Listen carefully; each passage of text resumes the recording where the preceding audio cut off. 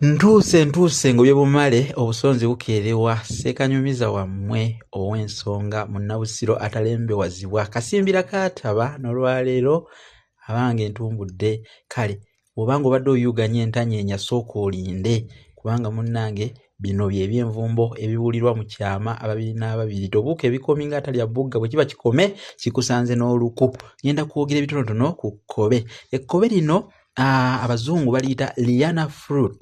Kakati ekkobe wano munnange muziro.